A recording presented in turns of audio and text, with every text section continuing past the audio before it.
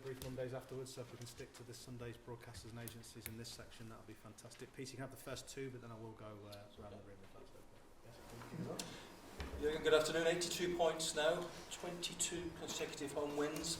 Just wonder what the emotions were at the final whistle. Oh, I was in good spirits, let me say like this. I was absolutely happy about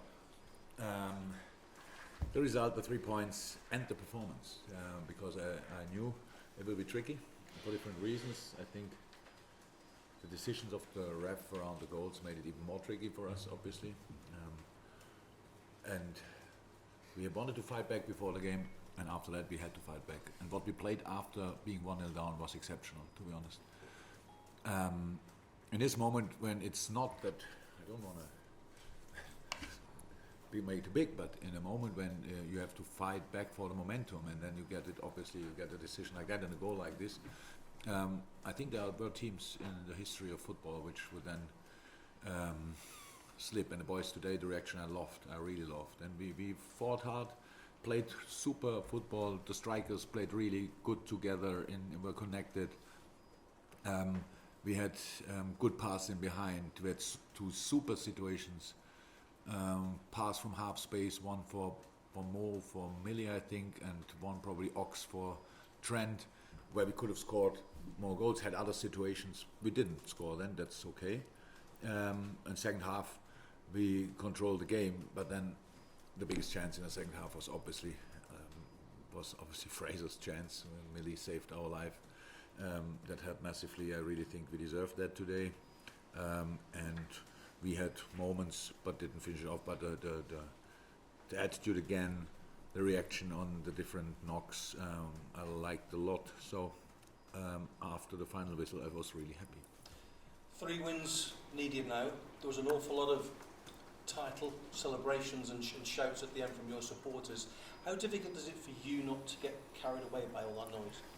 They will not get carried away. Look, it's just there's nothing good in losing football games, but it makes you aware of how special it is to win football games, and that's what we had in the last what was it, 10 days or 2 weeks when you lost the games, and so you appreciate it much more. So imagine we would have won against Watford, would have won in the FA Cup, would have won against Atletico, and in the end to become champion whenever it will happen, and everybody will say, yeah, champion.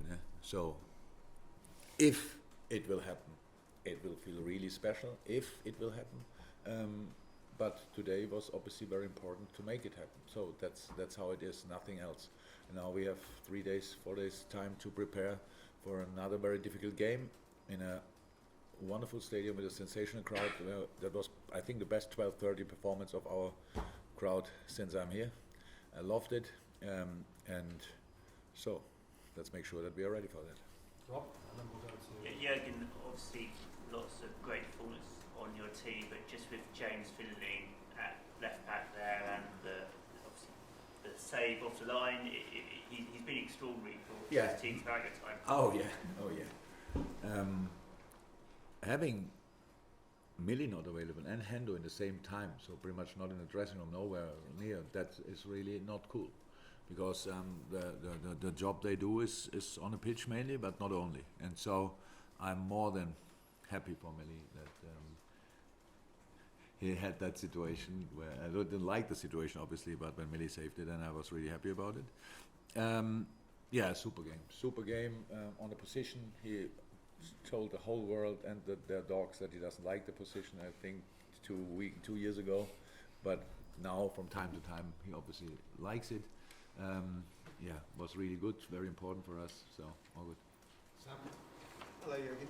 You clearly didn't agree with the Bournemouth goal. There's footage of you, I think, celebrating quite vociferously at the linesman who gave the goal. I mean, to be honest, yes, that happened. I didn't want it.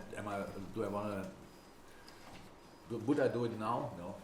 But in this moment, I just don't understand how this could be a goal. So there are situations, we talk about it, stuff like this, but now we have to make the decision. So this shows the problem of VR still existing. It's not a VR, it's not a system, it's a human being.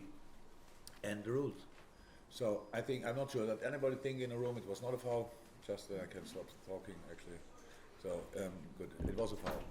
Wow. The touch was enough to let Joe struggle. It's a foul, nothing else. They score a goal in the next situation. The ref lets it run. That's why we have VAR, so we can have a little bit later look. And then there sits somebody there, and I'm not sure when it was, but 2-3 weeks ago, the VAR made really difficult decisions on one match day in 2 different games. I think with Tottenham and City, I'm not 100% sure, but right, wow.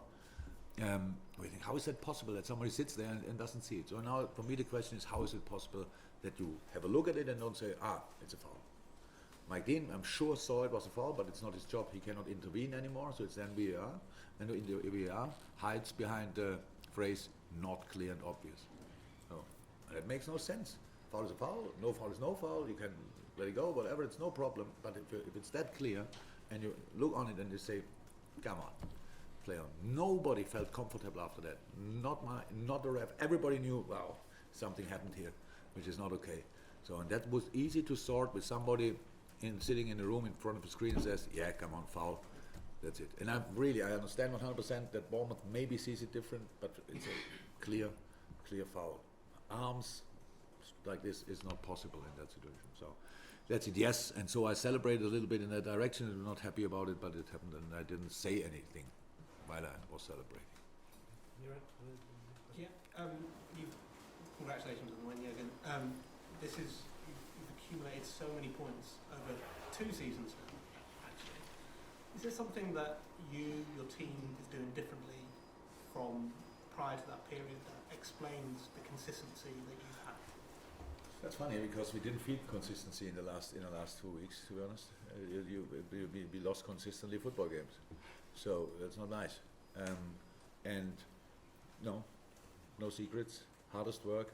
That's what I love about the boys, that they really were ready to work really hard today and played football. Not only play football. I liked a lot how we really were in the challenges and stuff like this. Press balls were on our side. All these little things that makes it really important. We said it a lot of times. We want to be as successful as it possible for us, and nobody knows exactly where that will end. But it's not always, for us especially, not always possible to play our best football. But to give everybody a proper fight should be always possible, and that's what the boys did very often. And that's why we won a specific amount of games. But the consistency was not like we felt it in the last 2 weeks. It was just we had to work on the things which we didn't like, and a lot of these things. The second goal, for example, was a good example, where the last line was where we won the challenge, where we had the challenges that we can win the ball, and then now we play the counter attack in a situation like that, and not the opponent. That was a massive difference. Any final ones, guys? Just check on injuries. Jurgen, Henderson and Robertson for the midweek.